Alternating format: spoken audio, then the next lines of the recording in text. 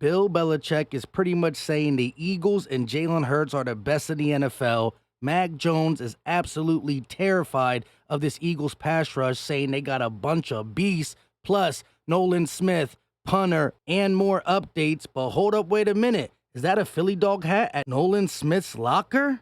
What is going on, everybody? I go by Philly Mike, and this is the Philly Talk Podcast, and today we got a lot to get into. But before we do that, Eagle Nation, can I ask y'all for a favor? Help your boy out. Hit that like, subscribe if you are new, and ding the bell. That way you're notified when we drop these videos, go live, or put up YouTube shorts. Let's get with the injury update for the Eagles going into the season opener against New England.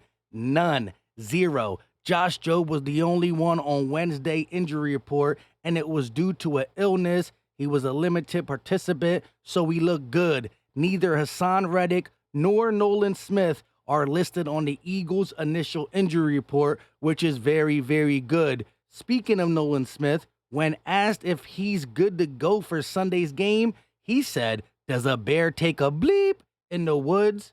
Meaning, obviously, he's going to play, and I believe we're going to see the same intensity, if not more, than we saw the last time he played versus the Cleveland Browns. Speaking of the Philly Dawg hat that I'm wearing, Nolan Smith had the Kelly Green version in his locker. Josh T, one of the Eagles beat reporters, took a quick pitch saying, "I spy a Philly Dawgs hat." And yes, it's the one that I got on my head. You can get yours. Link will be in the description, and you can find it pinned to the comment section. You can get your Air Hurts, your Philly Dawgs Kelly Green or Midnight Green hat, your Philly Dawg shirt, but Nolan Smith got his. I can't wait for him to wear it during a media session.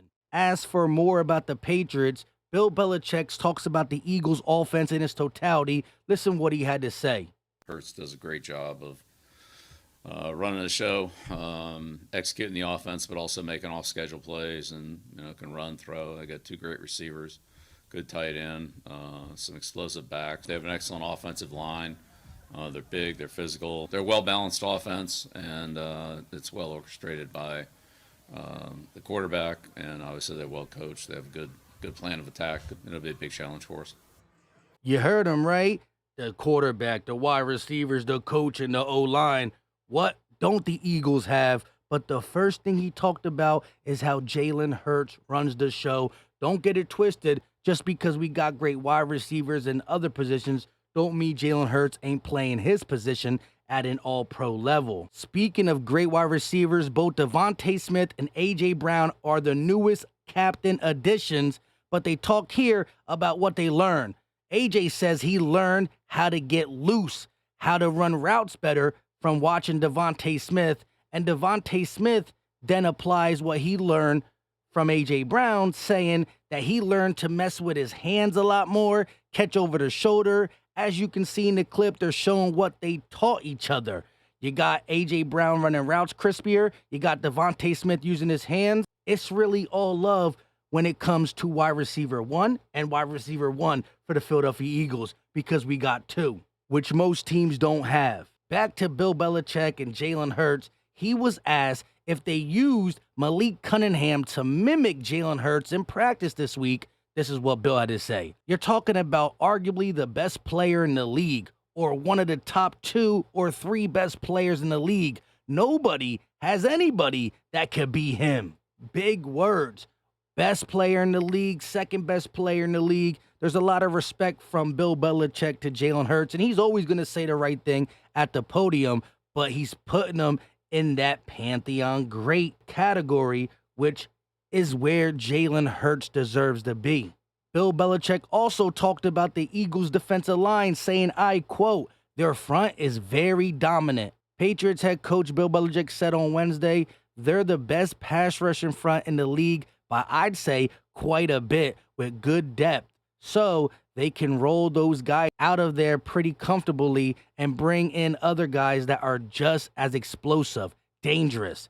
They have a great combination of power and speed in that pass rush front. Prior to that, we heard Mac Jones say they have the best defensive line in the NFL. Jones said on Tuesday on WEEI, at the end of the day, we just have to go out there and compete and try to control what we can control and understand what we're going against. A bunch of beasts. Mac Jones talking about the Eagles got a bunch of beasts. You don't hear that often from the quarterback that's about to go up against them beasts. You want to give him credit, but not too much credit. But Mac Jones was not afraid to say what he said, especially with Patriots being without their starting right tackle, Riley Reef, in this season opener. I know it's a home game. They'll have the crowd. Tom Brady's retiring, all that good stuff. But they signed him from Chicago for beasts. Some other news real quick. The Eagles did not sign a punter, and it looks like Aaron Sipos will be the guy who holds for Jake Elliott and punts this Sunday against the Patriots. He was spotted today at practice holding for Jake Elliott. Punter currently on the practice squad will likely be called up to the active roster before game day. Both him and Covey most likely will be called up for the simple fact we don't got a punt returner, we don't got a punter, and you can bring two guys up on game day. You're allowed to activate two guys. I'm thinking Britton Covey and Aaron Sipos. Now, some NFL news. Nick Bosa has agreed to a 5-year, $170 million extension with the San Francisco 49ers, included $122.5 million guaranteed.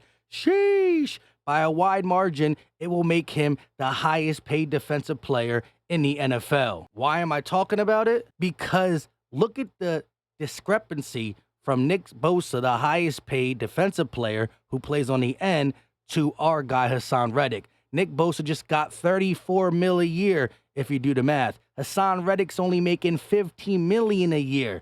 That's a huge difference. We're going to have to revisit this soon, especially after what Haason Reddick does this season. If he ends up having the season we believe he can have, then we might have to get back to the table before Micah Parsons and these guys all get paid. I know the NFL is changing, man. You got $34 million a year going to defensive ends. A lot of money coming with these TV deals, but we gonna have to make sure the cap is good, but we don't gotta worry about none of that stuff. We got Howie Roseman, so whatever the number looks like for these upcoming contracts, whether it's Landon Dickerson, restructuring Haason Reddick, Devonta Smith, just know that this guy is gonna be able to get it done on time, actually before the market goes kaboom. With all that being said, drop the muscle emoji in the comment section. Let me know your thoughts as it pertains to everything we talked about. Don't forget to get your This Is Just the Beginning Air Hurt shirts.